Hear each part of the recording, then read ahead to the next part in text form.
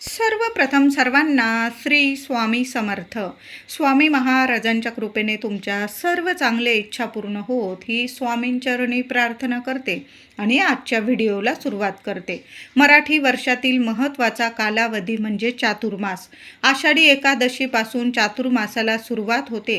या कालावधीतील पहिला महिना म्हणजे श्रावण महिना. श्रावण महिना पूर्वी नभस या नावाने ओळखला जात असे.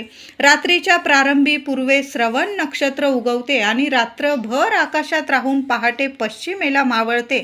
तसे श्रावणी पौर्णिमेला चंद्र श्रवण नक्षत्रापाशी असतो. म्हणून या महिन्याला श्रावण महिना, श्रावण मास म्हणून ओळखलं जातं. बघा, श्रावणात अनेक व्रत आचरली केली जातात. त्यातीलच सर्वात महत्त्वाचं व्रत म्हणजे श्रावणी सोमवार. श्रावण हा शिवपूजनासाठी अतिशय महत्त्वाचा आणि पवित्र शुभ मानला जातो. या महिन्यात जर आपण शिवशंकरांची सेवा केली तर आपल्याला भरभरून फळ मिळत असतं. शिवभक्तांसाठी हा श्रावण महिना म्हणजे पर्वणीच असते. तर यावर्षी 2026मध्ये श्रावण महिना प्रारंभ होत आहे. 13 ऑगस्ट 2026 गुरुवारपासून श्रावण महिना सुरू होत आहे आणि 11 सप्टेंबर 2026 शुक्रवारपर्यंत हा श्रावण महिना असणार आहे. यावर्षी सोमवार श्रावणी सोमवार हे 4 आलेले आहे. पहिला श्रावणी सोमवार 17 ऑगस्ट आणि त्याच दिवशी नागपंचमी सुद्धा आलेली आहे. शिवामूठ असणार आहे तांदूळ. श्रावणी सोमवार आणि नागपंचमी सोन्याहून पिवळं सुंदर सोन्यासारखा दिवस आहे. दुसरा श्रावणी सोमवार 24 ऑगस्ट शिवामूठ असणार आहे तीळ. तिसरा श्रावणी सोमवार 31 ऑगस्ट संकष्ट चतुर्थीच्या दिवशी आलेला आहे. शिवामूठ असणार आहे मूग. आपण बघा, संकष्ट चतुर्थीला गणपती बाप्पांना सुद्धा मूग अर्पण करतो. आणि श्रावणी सोमवारची तिसरी मूठ असते मूग हिरवे आणि तिसरा सोमवार संकष्ट चतुर्थीच्या दिवशी आलेला आहे. दोन्ही देवतांना आपण शिवपुत्र श्री गणेश आहे आणि शिवजी आपण शिवपिंडीवर सुद्धा शिवामूठ मूग अर्पण करणार आहोत. सुंदर सोन्यासारखा दिवस आहे. सर्वांनी शिवामूठ अर्पण करायचे आहे आणि गणपती बाप्पांना सुद्धा मूठभर मूग अर्पण करा.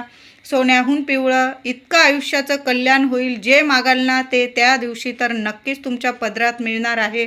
चौथा श्रावणी सोमवार 7 सप्टेंबर आणि अजय एकादशी दोन्ही देवतांची एकत्र सेवा. सोन्याहून पिवळं बघा, 7 सप्टेंबरला अजय एकादशी आलेली आहे आणि चौथा आणि शेवटचा श्रावणी सोमवार आलेला आहे. शिवामूठ असणार आहे गहू. तर यंदा श्रावणी सोमवार 4 आलेले आहे. 2026मधील श्रावणी सोमवार 4 आलेले आहे. पहिला श्रावणी सोमवार नागपंचमीच्या दिवशी आलेला आहे. दुसरा श्रावणी सोमवार हा 24 ऑगस्ट दिवशी आलेला आहे. तिसरा श्रावणी सोमवार संकष्ट चतुर्थी 31 ऑगस्ट रोजी आलेला आहे आणि चौथा शेवटचा श्रावणी सोमवार 7 सप्टेंबर अजय एकादशीच्या दिवशी आलेला आहे. तर बऱ्याच लोकांना प्रश्न पडलेला आहे की 2 उपवास आपण एकत्र कसे करायचे. आता नागपंचमीचा पण बऱ्याचशा महिला भावासाठी उपवास करत असतात. भाऊ राया म्हणजे आपला नागदेवता. आता नागदेवता हे भगवान भोलेनाथांचेच गण आहे.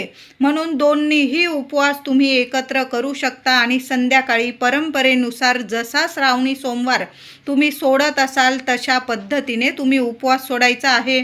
नागपंचमीचा उपवास बऱ्याचशा महिला चतुर्थीच्या दिवशी पकडतात आणि पंचमीला सोडत असतात. तर तुम्ही तसं करू शकता. आदल्या दिवशी उपवास करा, रविवारी उपवास करा आणि श्रावणी सोमवार आणि नागपंचमीचा एकत्र संध्याकाळी तुम्ही उपवास सोडू शकता.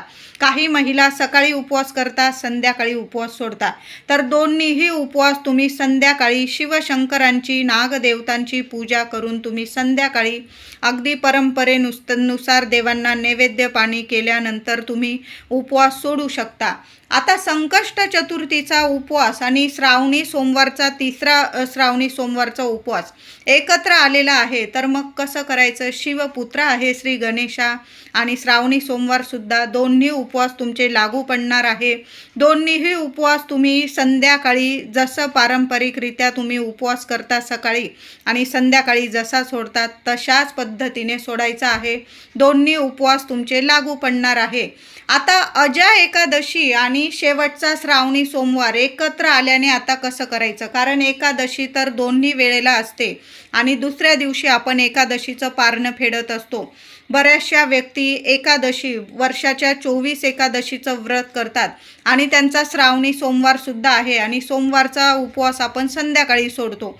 मग कसं करायचं, तर महिलांनो, दादांनो, तुमचा जर अजा एकादशीचा उपवास असेल आणि तो तुम्ही दुसऱ्या दिवशी मंगळवारी सोडणार असाल 8 सप्टेंबरला, तर मग काय करायचं, संध्याकाळी तुम्ही देवांना नैवेद्य दाखवा आणि थोडंसं जलाधरीच्या इथून तीर्थ आणि एखादं बेलपत्र खाऊन घ्यायचं आहे. भोलेनाथांना, महादेवांना प्रार्थना करायची आहे की माझा एकादशीचा उपवास आहे, तुमचं तीर्थ आणि बेलपत्र मी प्रसाद स्वरूप खात आहे, मी श्रावणी सोमवारचा उपवास इथंच सोडत आहे, असं बोलून घ्यायचं आहे. आणि फराळाचं तुम्ही दोन्ही वेळेला खायचं आहे.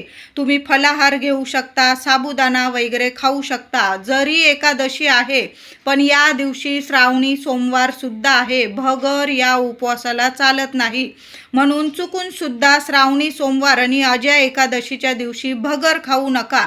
बाकी साबुदाणा, शेंगदाणे, बटाटा, रताळं, राजगिरा बरेचसे असे पदार्थ असतात. एक फक्त भगर सोडून द्या. दोन्ही उपवास तुमचे लागू पडणार आहे. दुसऱ्या दिवशी तुम्ही अजा एकादशीचा उपवास जे पदार्थ बनवलेले असतील, वरण भात, भाजी पोळी, देवांना नैवेद्य दाखवा आणि उपवास सोडून घ्या. पण श्रावणी सोमवारचा उपवास संध्याकाळी महादेवांचं एखादं बेलपत्र, देवांना जो दूध साखरेचा नैवेद्य, फळांचा नैवेद्य दाखवलेला असेल ते खाऊन घ्यायचं आहे. तुमचे दोन्ही उपवास लागू पडणार आहे. नागपंचमीच्या दिवशी पहिला श्रावणी सोमवार आलेला आहे. महिलांनो, दादांनो, चुकून सुद्धा या गोष्टी ही कामं करू नका. महिलांनो, आपण जेवण स्वयंपाक तर करणारच आहोत. लेकरा बाळांसाठी जरी आपला उपवास आहे तरी पण आपण साबुदाणा खिचडी करतो, फळं वगैरे कापकूप करत असतो. तर चुकून सुद्धा तुम्ही या दिवशी दिवसभरात सुरी असेल, कैची असेल, चाकू असेल, काप कूप करू नका. किसणीचा वापर करू नका. खोबरं वगैरे किसायला वगैरे चुकून सुद्धा धारदार वस्तू आपल्या हातात या दिवशी घेऊच नका. आदल्याच दिवशी तुम्हाला जी पण स्वयंपाकाची, जेवणाची, फराळाची तयारी करून घ्यायची आहे, तुम्ही आदल्याच दिवशी रात्रीच्या 11-12 वाजेच्या आतच करून घ्यायची आहे. आणि दुसऱ्या दिवशी नागपंचमी आणि श्रावणी सोमवारी कुठलंच असं काम करू नका. ज्या वस्तू आपल्याला धारदार वस्तू हातात घ्याव्या लागतील अशी कामं या दिवशी चुकून सुद्धा करू नका. खोदकाम असेल, माती उकरणं असेल, या गोष्टी करू नका. या दिवशी चुकून सुद्धा या गोष्टी आपल्याला करायच्या नाही आहे. आदल्याच दिवशी फराळाची, स्वयंपाकाची तयारी करून ठेवा आणि नागपंचमी, श्रावणी पहिला सोमवार ही कामं चुकून सुद्धा करायची नाही आहे. दोन्ही उपवास तुम्ही एकत्र करू शकतात. शेतात नांगरणं, एखादं झाड वगैरे लावणं, या गोष्टी या दिवशी राहू द्यायच्या आहे. या दिवशी अशी कामं करूच नका. एखादं गांडूळ वगैरे असेल, एखाद्या जीवाला आपल्यामुळे त्रास होईल, इजा होईल, तर मग साक्षात नागदेवताला तो त्रास असतो. म्हणून नागपंचमीचा दिवस आहे, आपल्या भाऊरायाला कुठलाच त्रास होणार नाही. या गोष्टी टाळायच्या आहे. महिलांनो, दादांनो, चुकून सुद्धा या दिवशी काहीच करू नका.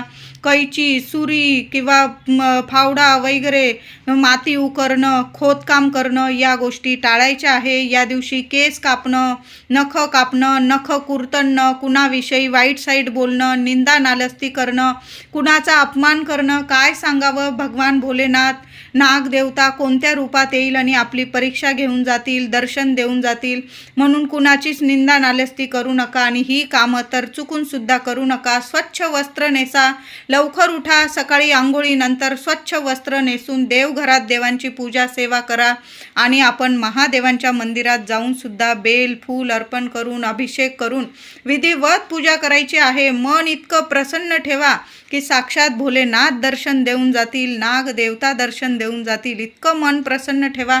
कुणाला मदत करता आली तर आवर्जून मदत करा या दिवशी. कुणाला फराळाचं दान करता आलं, तुम्हाला कपडा, लत्ता अशा वस्तू दान करा. तुम्हाला जेवढं दान धर्म जमेल ना, या श्रावण महिन्यात जेवढं दान धर्म जमेल तुम्हाला, तेवढं दान धर्म करा. एखाद्या व्यक्तीचं पोट भरेल, खरंच गरजू आहे ती व्यक्ती, तिचं पोट भरेल एवढं तरी अन्नदान जरूर करा. वस्त्र, कपडे, लत्ते, छत्री, चप्पल, बूट अशा वस्तूसुद्धा तुम्ही दान करू शकता. दानाला श्रावण महिन्यात खूप खूप महत्त्व आहे. तुम्ही पांढऱ्या वस्तू दान करू शकता, पिवळ्या, लाल, तुम्हाला ज्या वस्तू आवडतात, जो रंग आवडतो त्या वस्तूंचं दान अवश्य करा. आणि अन्नदान तर सर्वात श्रेष्ठ दान मानलं जातं, म्हणून अन्नदान जरूर करा. आपण जेव्हा मंदिरात जाल तिथं तुम्ही फराळाचं वाटप करू शकता. तुम्हाला जर परवडत असेल तर जरूर फराळाचं दान करा. बघा, आपण उपवासात आपण फराळाचं दान केलं ना तर भरभरून आपल्याला पुण्यफळ मिळत असतं. श्रावण महिना इतका बहरलेला महिना असतो, जिकडं बघाल तिकडं हिरवळ आपल्याला दिसते. आपली धरती माता, आपली पृथ्वी इतकी हिरवीगार झालेली असते. सगळीकडं आनंदाचं, उत्साहाचं वातावरण असतं. महिलांनो, श्रावण महिन्यात थोड्या का होईना हिरव्या रंगाच्या बांगड्या, काचेच्या बांगड्या हातात घालून पूजा सेवा करा. भरभरून फळ मिळेल. तुमच्या कुंडलीतील बुध ग्रह, गुरु ग्रह, शुक्र ग्रह इतका मजबूत होईल की साक्षात लक्ष्मी माता तुम्हाला सर्व जगाचं सर्व ऐश्वर्य प्राप्त करून देईल. आणि शिवप्रिय माता पार्वती प्रिय रंग आहे हा हिरवा, म्हणून हिरव्या काचेच्या बांगड्या हातात प्रत्येक महिलेने जरूर घाला. नणंदने भाऊजाईला बांगड्या भरून द्या, भाऊजाईने नंदेला बांगड्या भरून द्या, आईला भरा, आईने मुलीला भरा. एकमेकींना बांगड्या भरल्याना तर आनंद इतका म्हणजे डबल आपला आनंद भरभरून येतो. आपल्या घरात आनंद आणि घरातलं वातावरणसुद्धा इतकं प्रेमाचं होतं. म्हणून हिरव्या काचेच्या बांगड्या जरूर भरायच्या आहे. आणि छान छान शुभ रंगाच्या साड्या किंवा कपडे परिधान करून आपण सेवा पूजा करायची आहे. चुकूनसुद्धा 4 दिवसात वापरलेले कपडे, सुतकात वगैरे घातलेले कपडे असतील किंवा खूप फाटलेले तुटलेले कपडे आहे, मळलेले कपडे आहे, असे कपडे चुकूनसुद्धा महिलांनो, दादांनो घालून देवांची, शिवशंकरांची सेवा पूजा करू नका.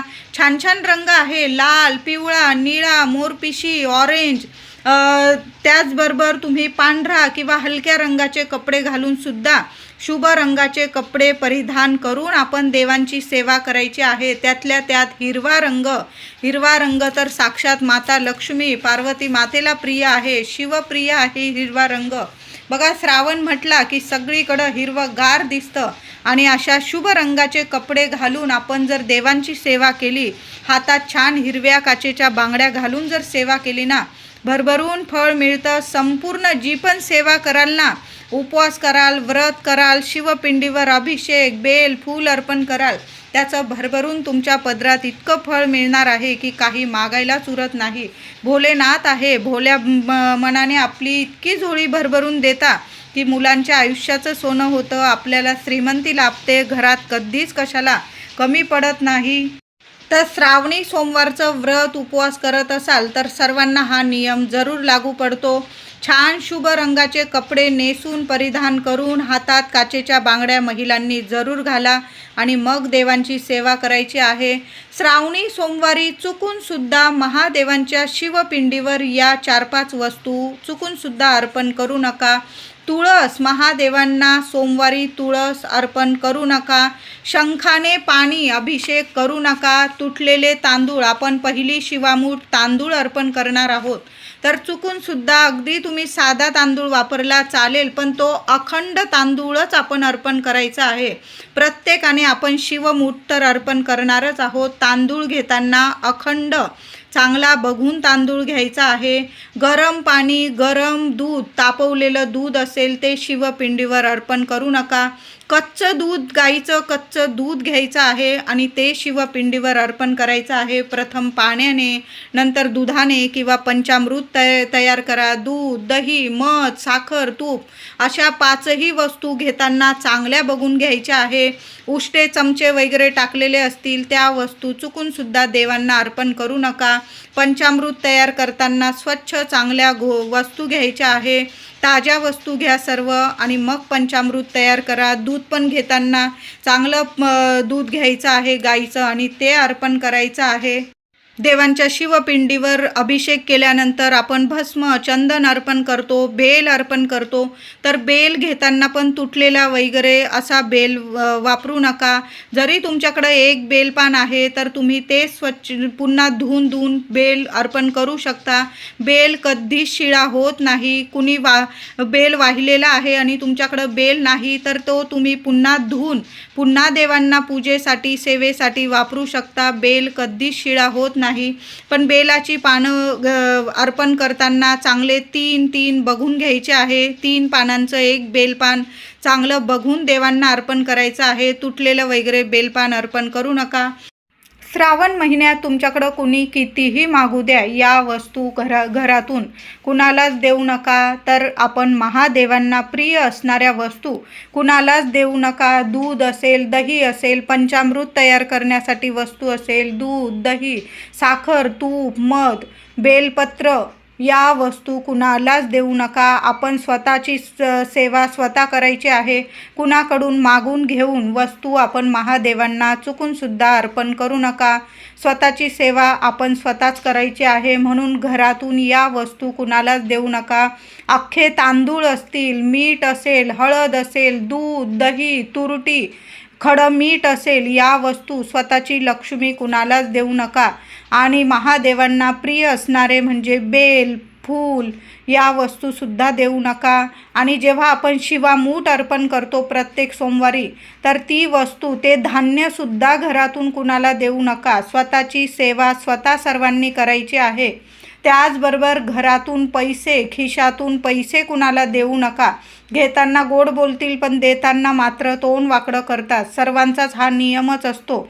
आपण दिले की मग आपण गोड असतो, पण आपण जेव्हा पैसे मागत असतो तेव्हा आपण वाईट होऊन जातो. म्हणून पैसा तर व्यवहार कधीच करू नका.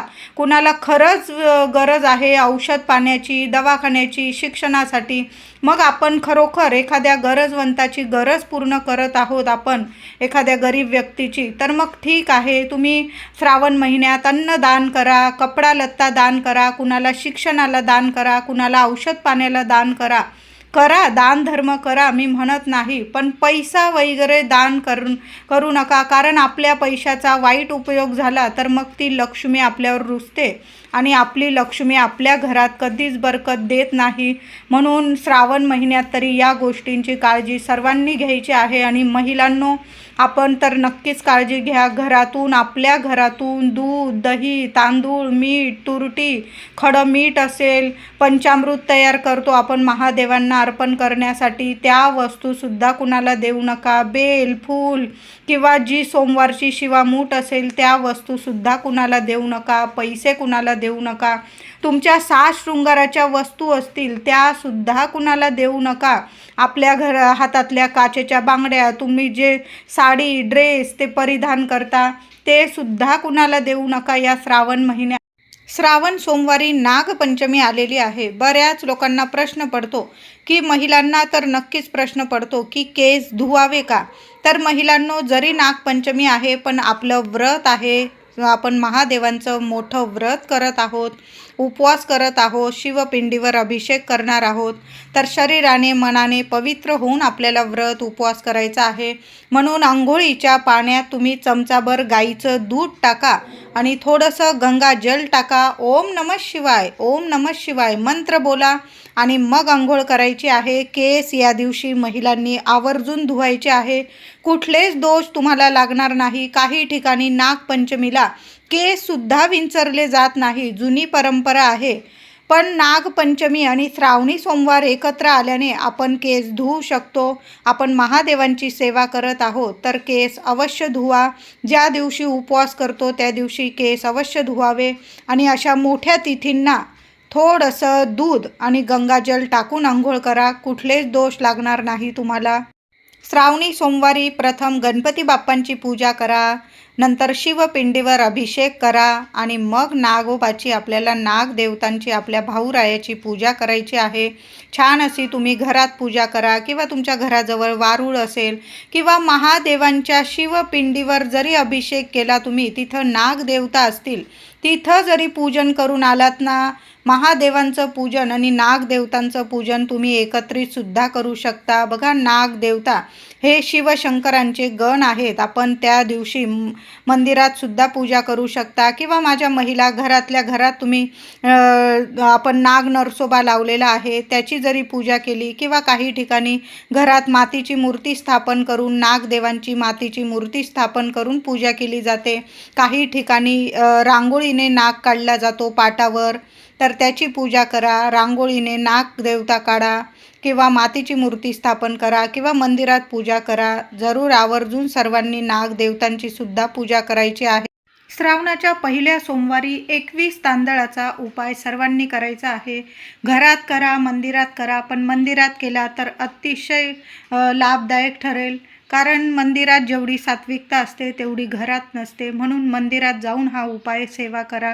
महिलांनी करा, दादांनी करा, मुलांनी करा, मुलींनी करा, सर्वांनी करा. ज्यांना पैशांच्या अडीअडचणी आहे ना, गुप्त उपाय आहे. शिव महापुराणातील हा गुप्त उपाय आहे. काय करायचं आहे, उद्या आपण सर्वच जण तांब्याभर पाणी महादेवांच्या शिवपिंडीवर अर्पण करा. तुम्हाला दुधाने, पंचामृताने अभिषेक करायचा, करून घ्या. बेल फूल अर्पण करा, शिवामूठ अर्पण करायची आहे. तांदळाचा हा उपाय शिवामूठ केल्यानंतर करायचा आहे. शिवामूठ अर्पण करून घ्या. कधी पण हुबी शिवामूठ अर्पण करायची असते. 1 वेळा करा, 5 वेळा करा. उरलेलं धान्य असेल तुमच्याकडं, एखाद्या गोरगरिबाला आपण अर्पण केलं तरीही चालेल. तांदळाची शिवामूठ अर्पण करून झाल्यानंतर, सर्व सेवा करून झाल्यानंतर 21 तांदळाचे दाणे तुम्हाला चांगले मोजून घ्यायचे आहे. तुटलेले वगैरे, खंडित वगैरे घेऊ नका, नाहीतर मग नाही उपाय केला चालेल. घरातूनच एखाद्या डबीत वगैरे किंवा एखाद्या कागदात वगैरे 21 तांदळाचे दाणे अवश्य काढून घेऊन जायचे आहे. तिथं गर्दी असेल मंदिरात, एवढं जमणार नाही. घरातूनच आपण सेवेसाठी, पूजेसाठी जे साहित्य लागतं ते नीट घेऊन जायचं आहे. बेलाची पानं चांगली बघून घेऊन जा, तुटलेली वगैरे नको. आणि तिथं गेल्यानंतर महादेवांची सर्व सेवा करून झाल्यानंतर उजव्या हातात ते 21 तांदळाचे दाणे घ्यायचे आहे तुम्हाला. आणि 21 वेळा तुम्हाला महालक्ष्मीचा कमलात्मक मंत्र बोलायचा आहे. नाही जमला, ओम श्रीम नमः, ओम श्रीम नमः या मंत्राचा जप 21 वेळा करा. आणि ते तांदळाचे दाणे तुमच्या मनात ज्या इच्छा असतील त्या बोलून घ्या आणि अर्पण करून द्या महादेवांच्या शिवपिंडीवर. बघा, तुम्ही खाली हात घरी येणार नाही. पैशांविषयी कितीही अडीअडचणी असू दे, कर्ज झालेले असेल तुमच्या डोक्यावर, तुमची फेडण्याची खूप इच्छा आहे, तुम्ही कष्ट घेताय. मी म्हणत नाही की हा उपाय केला म्हणजे लाखो करोडो रुपये तुमच्याकडे येतील, पण काही वेळा मनुष्य खूप कष्ट घेतो पण त्याला हवं तसं फळ मिळत नाही. लक्ष्मी प्राप्ती, धनप्राप्ती होत नाही. काही ना काही पैशांच्या अडीअडचणी उभ्या राहतात. घरात कुणाचं आरोग्य नीट राहत नाही, विनाकारण खर्च निर्माण होतो. तर हा विनाकारण होणारा खर्च लगेच उद्याच्या उद्या नक्कीच थांबेल आणि तुमच्या घरात पैसा येऊ लागेल, टिकू लागेल, बरकत राहील, लक्ष्मी कायम प्रसन्न राहील. आणि तुमचं कर्ज जे असेल डोक्यावर ते सुद्धा तुम्ही हळूहळू फेडाल आणि घरात बचत सुद्धा होईल. असा हा सुंदर उपाय आहे. आणि जे कष्ट घेतात ना, त्या कष्टाला लक्ष्मी मातेची इतकी तुम्हाला भरभरून आशीर्वादांची म्हणजे वर्षा होणार आहे. म्हणून हा उपाय सर्वांनी जरूर करा. श्रावणाच्या पहिल्या सोमवारी किंवा श्रावणाच्या प्रत्येक सोमवारी शिवपिंडीवर गोकर्णाची फुलं जरूर अर्पण करा. पांढरी मिळो, जांभळी मिळो, जे मिळतील गोकर्णाची फुलं. बघा, शिवपिंडीसारखा आकार असतो त्या फुलांना. बऱ्याच घरांमध्ये अंगणात वगैरे गोकर्णाचा वेल फुललेला असतो आणि श्रावणात तर इतकी फुलं येतात ना, जेवढा अभिषेक करता येईल ना गोकर्णाच्या फुलांचा तेवढा जरूर करा. जेवढ्या बेल पानांचा अभिषेक करता येईल ना तेवढी सेवा कधीच खाली जाणार नाही. तुमच्या 7 पिढ्यांना भरभरून फळ मिळेल, मुलाबाळांच्या आयुष्याचं तर सोनं होईल. म्हणून प्रत्येकाने जेवढा बेल अर्पण करता येईल ना या सोमवारी, जेवढी गोकर्णाची फुलं, धोत्र्याची फुलं, जेवढी पांढरी फुलं महादेवांना अर्पण कराल ना तेवढी जरूर अर्पण करा. एखादं जास्वंदाचं फूलसुद्धा तुम्ही अर्पण करू शकता. तर उद्या आपल्याला ज्या पण सेवा करायच्या आहे ना त्या श्रद्धेने करायच्या आहे. त्याचबरोबर उद्या नागपंचमीसुद्धा आहे. महिलांनो, दादांनो, तुम्ही जर राहू काळ मानतात, शिवपूजन करताना कुठलाही राहू काळ पाळायची गरज नाही. पण आपण जेव्हा देवी देवतांची पूजा घरात पाटावर वगैरे मांडत असाल तुम्ही, तर नागपूजा करताना राहू काळ जरूर बघून घ्या. तुम्ही जर मानतात राहू काळ तर जरूर माना आणि या वेळात या काळात पूजा करू नका. तर सोमवारी सकाळी पहिल्या श्रावणी सोमवारी नागपंचमीला सकाळी 7 ते सकाळी 9 हा 2 तासाचा अशुभ राहू काळ असणार आहे. या वेळात या काळात नागदेवांची पूजा करू नका. तुम्ही महादेवांची सेवा घरात करू शकता, मंदिरात जाऊन करू शकता. राहू काळ फक्त एकमेव असे देवता आहे जे म्हणजे महादेव, ज्यांची पूजा सेवा करताना कुठलाच वेळ काळाचं बंधन नाही. राहू काळ पाळायची सुद्धा गरज नाही. म्हणून उद्या महादेवांची दिवस रात्र सेवा करा, राहू काळ वगैरे पाळायची गरज नाही. पण जेव्हा नागदेवांची पूजा कराल, तुम्ही मूर्ती स्थापन करून पूजा करत असाल किंवा रांगोळीने तांदळाने नाग काढत असाल पाटावर, ती पूजा करताना फक्त तुम्ही त्या राहू काळात करू नका. बाकी संपूर्ण दिवस हा शुभच आहे. उद्या सर्वांनी फक्त 1 लोटाभर तांब्याभर पाणी का होईना महादेवांच्या शिवपिंडीवर जरूर मंदिरात जाऊन जरूर अर्पण करा. बघा किती सोन्यासारखे अनुभव येतील तुम्हाला. घरात सुद्धा पूजा करा. ज्यांना नाही मंदिरात जाता येत त्यांनी घरच्या घरी सेवा करा. आता आपल्याला सर्वांना जाता येत असेल तर सर्वांनी जाऊन मंदिरात, जरी गर्दी असेल, फक्त साधं लोटाभर तांब्याभर पाणी जरी अर्पण करून आला, 1 बेल फूल अर्पण करून आला, एखादा दिवा लावता आला, दिवा लावून द्या. गोडाधोडाचा नैवेद्य, गूळ खोबऱ्याचा, साखरेचा, दूध साखरेचा नैवेद्य दाखवा.